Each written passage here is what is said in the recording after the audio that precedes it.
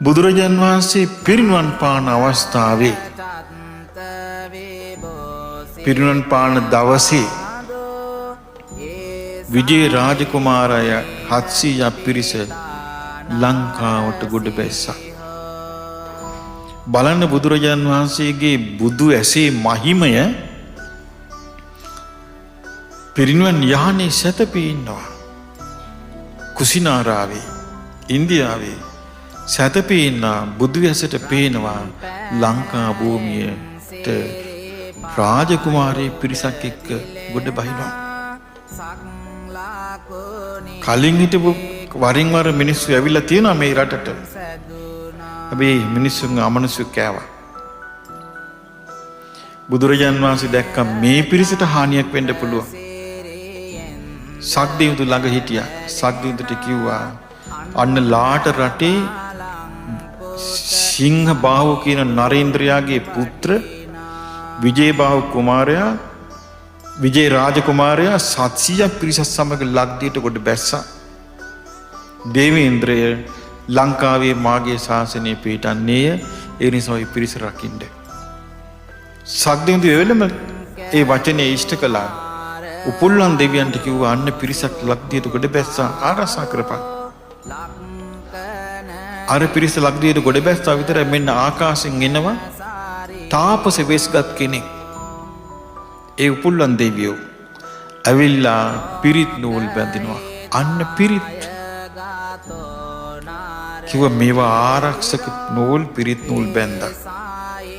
පිරිත් වැලි දුන්නා. පිරිත් පෙන් දුන්නා. මේවා ආරක්ෂාවට තියාගන්න කියලා. දැන් අර 700 ගේ මාතේ පිරිත් නූල් බැඳලා විජය රාජකුමාරයා ගාති පිරිත් නූල් බැඳලා.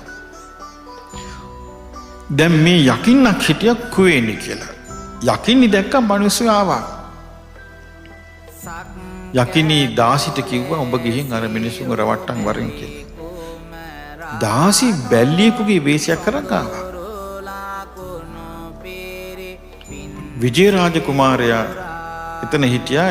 ඒ පිරිස එක්කෙනෙක් කිව්වා මේ බැල්ලියෙක් ඉන්නවා ඇවිල්ලා කිට්ටුව පහත ගමක් ඇති මං ගොහින් බලන්නම් කිව්වා. රාජකුමාරයෙකු එකපාරට යන්න එපා දන්නේ නැහැ අපි මේ රටේ තත්ත්වය කියලා. යනකොට මනුස්ස වෙස් සර්ගන ඉන්නවා කපු කැට කැට කුවේනි. දැන් මේ පූ උගත්තු එක එක කතන්දර හදනවට.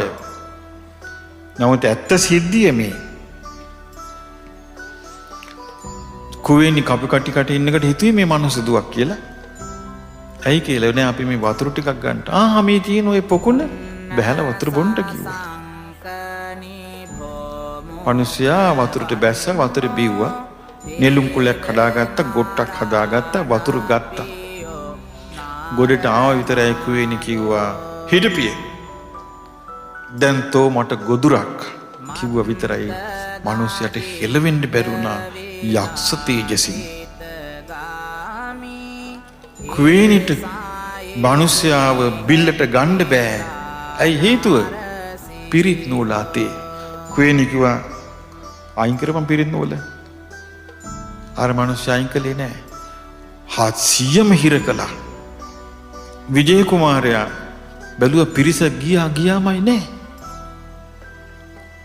රාජකුමාරයා ගියා හොයාගෙන යනකොට පොකුණ තියෙනවා, පොකුණට බැහැලක් තියෙනවා, ගොඩට ඇවිල්ලක් තියෙනවා, අඩිපාර තියෙනවා. එතකොට විජය රාජකුමාරයා යුරේ ඉඳගෙන බලන් ඉන්නවා මොකද්ද මේ උනේ කියලා. අතන ඉන්නවා දැන් ළඟ ඉන්නවා කුවේනි. කුවේනි කියනවා රාජපුත්‍රය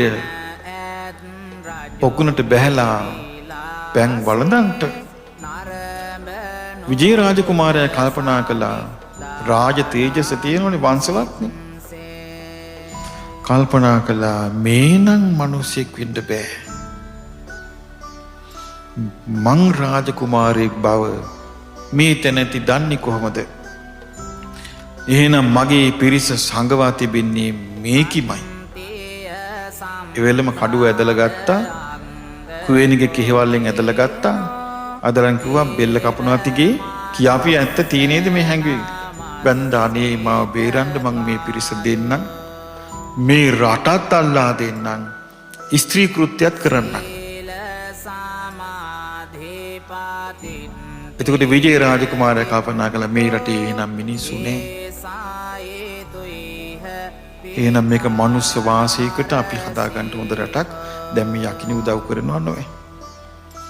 ඔන්න ඔහොම